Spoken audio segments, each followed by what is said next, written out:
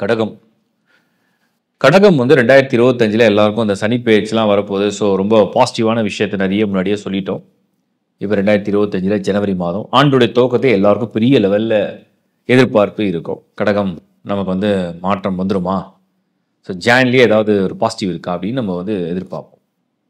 நான் இன்னும் ஒரு விஷயத்தை ஷேர் பண்ண விரும்புகிறேன். கடகத்தை பொறுத்த வரைக்கும் ஜனவரி மாதத்தில் நம்ம வந்து முதல்ல பிளானட்டரி பொசிஷன் அப்சர்வ் பண்ணோம்னா 8ல் இருக்கிற சனி இன்னும் முழுமையாக இடம் மாறல. அதே 8th ஹவுஸில் சுக்கிரன் வந்து 28th of January வரைக்கும் இருப்பார்.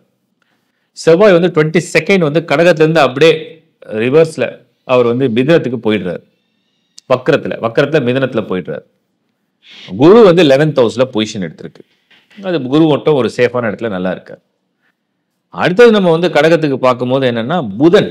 இந்த புதன் வந்து அதுக்கு ஒரு யோகமான கிரகம் கிடையாது. இருந்தாலும் அவருடைய மூமெண்ட்ஸ் ஏதாவது ஃபேவராக இருக்கான்னு பார்க்குறோம். பட் 6ஆம் இடத்துல புதன் அதெல்லாம் பரவாயில்ல.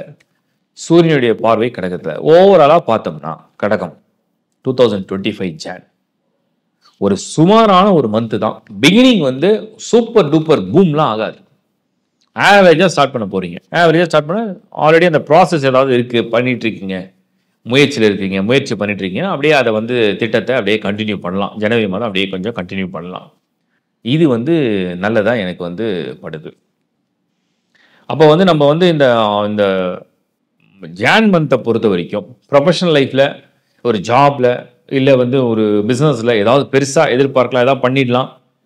இவ்வளோ நாள் பொறுமையாக இருந்துட்டீங்க. ஜனவரி மாதத்தை இன்னும் நல்லா ஒர்க் பண்ணுங்கள், நல்லா பிளான் பண்ணுங்கள், ஒர்க் பண்ணுங்கள்.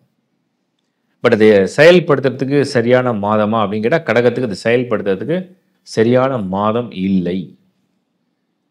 என்ன காரணம் அப்படின்னா வந்து இந்த கடகத்தை பொறுத்த வரைக்கும் பார்த்தீங்கன்னா உங்களுக்கு வந்து சனியும் சரி செவ்வாயும் சரி எல்லாம் அந்த 12-8 தான் நான் மெயினாக பார்க்குறேன். 12 and 8 வந்து நிறைய ஃபில் ஆயிருக்கு. ஸோ இருக்கிற ஜாப், இருக்கிற ப்ரொஃபஷன், இருக்கிற லைஃப்பில் அப்படி இன்கம் கண்டிப்பாக குரு கொடுத்துருவார். அதில் பிரச்சனை இல்லை. ஸோ கண்டினியூ த சேம் அப்படின்னு தான் நான் சொல்கிறேன். பெரிய முயற்சிகளை ஈடுபட வேண்டாம். அடுத்து நம்ம பார்க்குறது மாணவர்களை பார்க்கலாம். பயங்கரமான ஒரு tough and challenging month John 2025. சவால் நிறைந்த மாதமாக இருக்கும். நீங்கள் நினைக்கிற அளவுக்கு எதையும் ஈஸியாக முடிக்கிற மாதிரியான மந்த் ஜான் இல்லை. ஜானை பொறுத்த வரைக்கும் உங்களுக்கு வந்து சேலஞ்சஸ் இருக்கும். சில சமயத்தில் கொஞ்சம் கன்ஃபியூஷன்ஸ் வரும். பட் ஒன்று ஞாபகம் வச்சுங்க, இதுதான் உங்களை நீங்களே உங்களை நீங்களே வந்து உங்கள் எனர்ஜியை வந்து அதிகப்படுத்த வேண்டிய டைம்.